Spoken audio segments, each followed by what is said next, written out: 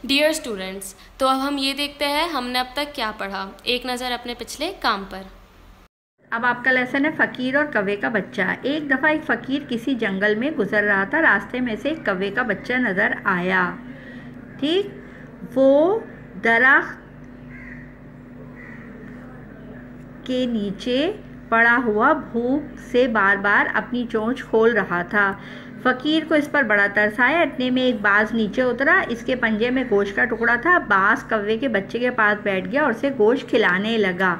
अब यहाँ तक समझिए आप। आपको पता है क्या हुआ? एक दफ़ा यानी फ़कीर गुजरा जंगल से, वहाँ एक कौवे का बच्चा नीचे पड़ा हुआ था। फ़कीर ने उसको देखा, उसको तरस आया।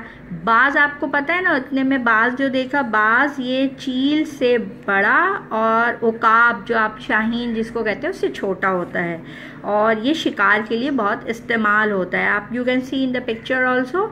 और वो उसके पास बैठ गया और उसे खिलाने लगा। देखिए वो उसे बैठकर खिला रहा है। अब फ़कीर को ये देखकर हैरानी हुई। अब आप देखिए बाज तो शिकारी है, वो कैसे खिला रहा है?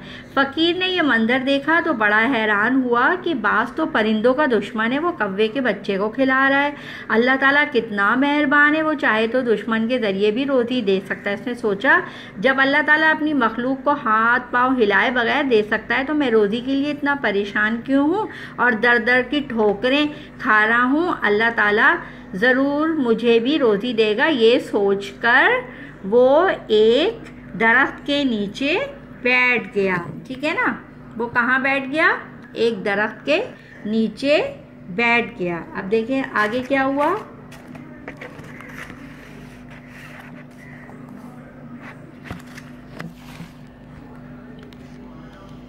फ़कीर को वहाँ बैठे शाम हो गई लेकिन कोई इसकी मदद को ना आया। भूख से उसका बुरा हाल था। इसी हालत में रात हो गई। वो इंतज़ार करता रहा लेकिन कोई उसके लिए कुछ ना लेकर आया। ये देखिए, अब इनको देखिए, या ये वो समझ है कि वो ये समझे कि कौवे के बच्चे की तरह मुझे भी कोई खिलाएगा, लेकिन अल्लाह को ये बात पसंद नहीं है। अल्लाह ताला को काम करने वाले लोग पसंद है। फ़कीर सुबह उठा तो उसे बड़ी उम्मीद थी आज ज़रूर इसकी रोज़ी का कोई इंतज़ाम होगा, लेकिन वो दिन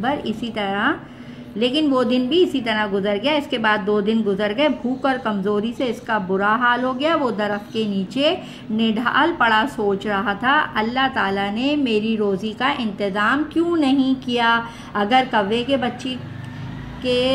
बच्चे की रोज़ी का इंतज़ाम हो सकता है तो मेरी रोज़ी का बंदोबस्त क्यों नहीं हो सकता? कि अल्लाह ताला के नज़दीक आदमी की अहमियत कौवे के बच्चे से भी कम है।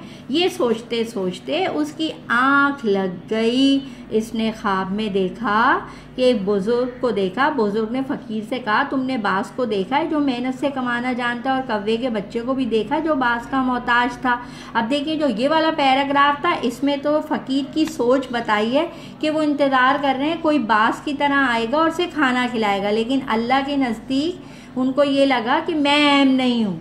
अल्लाह के नज़दीक तो मेहनत वाले अहम हैं। फिर वो ये सोचते सोचते सो गए तो ख्वाब में बुज़ुर्ग आए और उन्होंने देखिए उन्हें क्या कहा कि उन्होंने ये कहा कि तुमने बाज़ को देखा जो मेहनत से कमाना जानता है, और कौवे के बच्चे को देखा जो बाज़ का मोहताज था।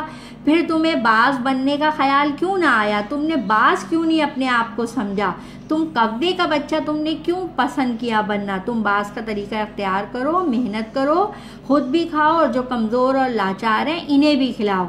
ये ख्वाब देखते ही फ़कीर की आँख खुल गई। उसे एहसास हुआ इसने ये जो बात सोची वो कितनी गलत थी। इसने फैसला किया वो मेहनत करके रोज़ी कमाएगा और किसी के आगे हाथ ना फैलाएगा। यानी हमको वो अल्लाह ताला को कौन लोग पसंद है? जो हाथ पाँव हिलाए बगैर रोज़ी मांगते वो पसंद नहीं है। अल्लाह को कौन लोग पसंद है? जो मेहनत से काम करते हैं।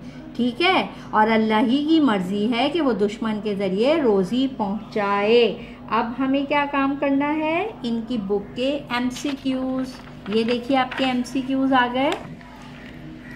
अल्लाह ताला मुझे, ये पेज नंबर 30 पर है, अल्लाह ताला ज़रूर मुझे रोज़ी देगा, यानी मुझे भी इसी तरह क्या देगा?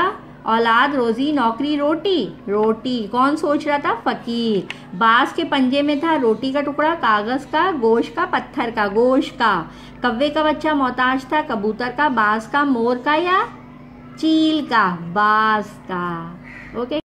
क्लास 4 फ़कीर और कव्वे का बच्चा।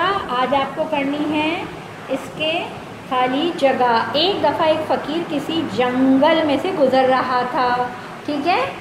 बाज़ कव्वे के बच्चे के पास बैठ गया और उसे गोश्त खिलाने लगा। अल्लाह ताला कितना मेहरबान है, भूख से उसका बुरा हाल था, ठीक है। वो मेहनत करके रोज़ी कमाएगा और किसी के आगे हाथ ना फैलाएगा। Okay class.